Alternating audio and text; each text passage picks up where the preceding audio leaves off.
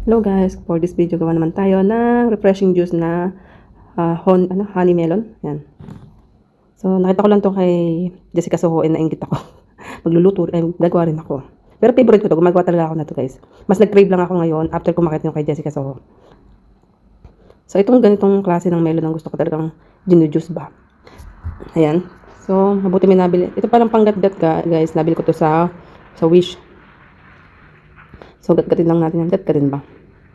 Ayan. So, sulitin natin yan, guys. Ayan. Kailangan makuha natin lahat at sayang naman ang may pagka-pricey pa naman ito. Tapos, gantong milk. Parang kanto, evaporated milk sa atin. Pero mas masarap ang evaporated milk sa Pinas.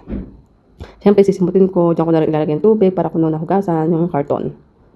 And then, lalagay lang ako ng konting sugar. Depende sa panlasa nyo yan. Haluin lang natin ito. Ayan. So, sobrang easy lang. Pwede din itong i-ice cream, guys.